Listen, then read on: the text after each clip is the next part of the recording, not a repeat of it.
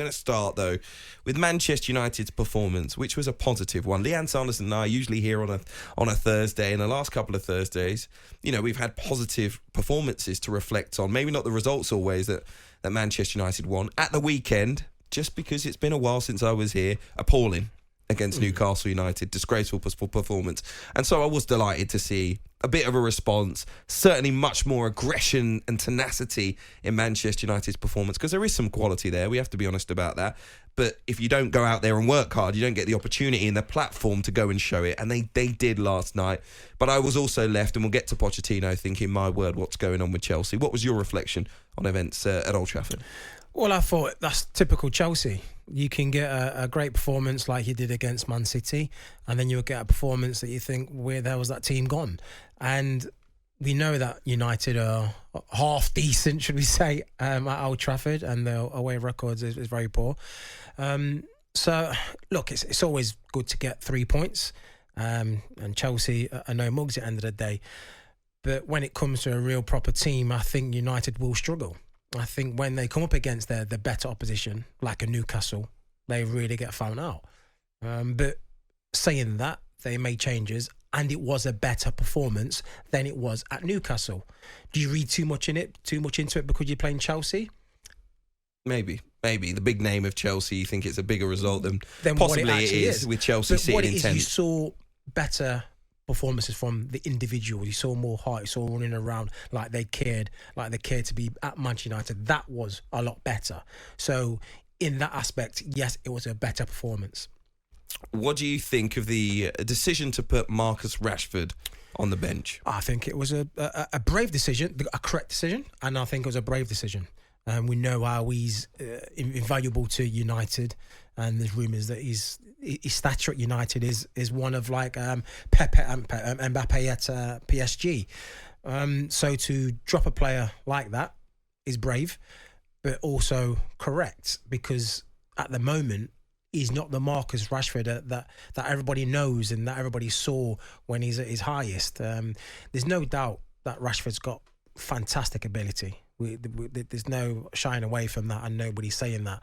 But at the moment, at this present time, he just doesn't look like he wants to be there. He just doesn't look like he wants to run for the team, run for the badge.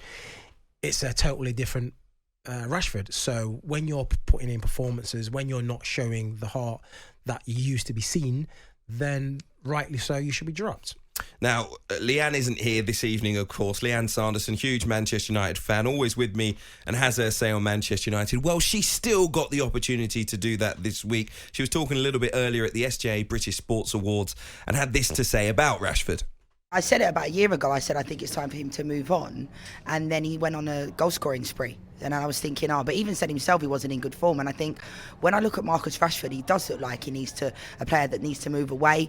I think because he's a born and bred Manchester United player, from a local lad, everybody wants him to do well, and he's done fantastic for us. But I think maybe there will come a time where he needs to move on, because he doesn't look like he's enjoying his football. I disagree. I think he's an asset, and I think every team in the league would like to have Marcus Rashford. I think what needs to happen is that, look, his confidence is low, but you get a happy, a smiling, a confident Marcus Rashford, absolutely world-class player. I think what's going on at Man United needs to get fixed. It's not just Rashford. There's other players who probably ain't playing as good as they can and not playing with a smile on the face as they once were. So I think there's a lot going on. Once that's all sorted and needs to get sorted and addressed, and things put in place where the players are not divided, where the players are all one team, as a Manchester United should be, then you would get a better performances and a better overall Rashford and a better team. It's excuses. So that's excuses, Jermaine. When have you ever in your career felt like your form had dropped because of the bigger picture at the football club, issues off the field? It does affect players. No, but I want you to just tell me, did it happen to you? If things ain't going well and your confidence, like I said, when your confidence is low, your mental health comes into play. Look, for example, Harry Maguire, he was getting slaughtered. I'm telling you now, when he was playing, when he was getting slaughtered, his mental health took a hit. His confidence was shot, which ultimately ended his performances going further. Now he's came in, he's starting playing well, getting that confidence back, fans on his back, giving him great applaudits, and now he's the old, Maguire again. You don't just drop as a player. Things are going on within the club, within your life, that make your performance dip. You don't just one day wake up and be an absolute rubbish player.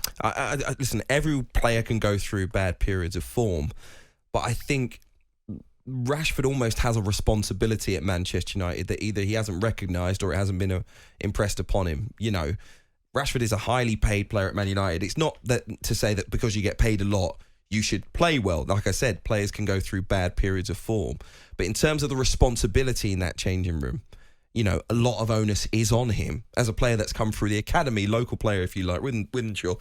There's an onus on Marcus Rashford to be a leader within Manchester United. So when we're saying, but when you're saying, things are going wrong at Manchester United, you know, yeah, but when you're saying things are going wrong at Manchester United, I'm looking at the changing room saying who should be the senior players in there helping to sort this out. Rashford should be a key element to that. But if my character is not a leader, why should I be? Is that what you think about Rashford? Well, if his character's not a leader, if he's not like a captain kind of guy, you wouldn't see Marcus Rashford being a captain. So he's not a leader. So then all of a sudden now, his character, his personality, he's got to be a leader now. That's not Rashford.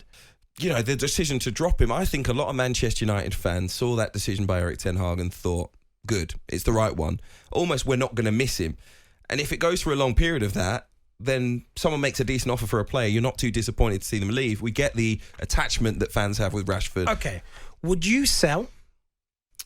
Name the amount. Prime Rashford. Name the amount. As an asset, you've got Marcus Rashford as an asset. Would you sell a prime Rashford? Well, it depends who's coming in. It does. Obviously, every player that you sell, you know, it's not just you need to replace them with a better player. If you're telling me Rashford's getting sold and we're getting a better player, why wouldn't I sell him? It's not as easy to go out there and get a better. No, I know that. But if you're getting, I know it's a risk. But at this point in time, you're talking about a player that doesn't deliver. So when you're talking about a prime Rashford, you're talking about a player that we've seen one season out of the last 4. So I get what you're saying if it's a prime Rashford, but you could say that about every player in the league. How many players do you see prime week in, week out? Those players are elite. And if you want to put Marcus Rashford in that conversation, then we're definitely going to disagree. There's only a few, exactly. So there's no point saying to me, prime Marcus Rashford, would you sell them or not? Just say, would you sell Marcus Rashford or not? You know, because ultimately that's the decision that the club one day will probably have to make. You want players to deliver. That's it. Every player, whether they're a young player coming through, whether they're the highest paid player at the club. But ultimately, that doesn't happen at this point in time. Garnacho, who's been playing out there on the left, has obviously, we all score the wonder goal, but there's just more application right now. He's just running more than Rashford is. He's just tracking back. I wouldn't even say that he's necessarily a better player than Marcus Rashford, but Manchester United haven't been in a great spot. They need players who are going to work their socks off. Rashford hasn't been doing that. And that's the basics. I mean, even Anthony in the last couple of games looked really good. This is the player that's basically been the laughing stock for Manchester United for a while. Harry Maguire, I have to give huge plaudits to. You know, and this is not just because I support Manchester United. We are talking about a player who has had criticism for several things. But ultimately, I think a lot of the criticism was fair, especially when it came to his form. His form was not good. His performances weren't good. We thought he was going to be leaving Manchester United in the summer.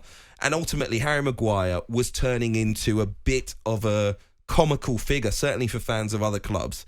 So to return, to put in the performances that he has, given he hasn't played much football, and then to come back into Manchester United's team and not just be a regular performer for Manchester United and have that consistency, but to win Player of the Month in the Premier League, which he has today, if that's news to you, he has, you know, for me, underlines a remarkable turnaround for him that he deserves huge credit for. And ultimately, we would all hammer Harry Maguire when things are going wrong. I think credit is where it's due.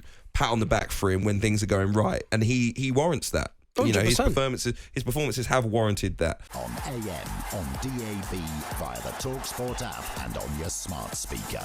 TalkSPORT.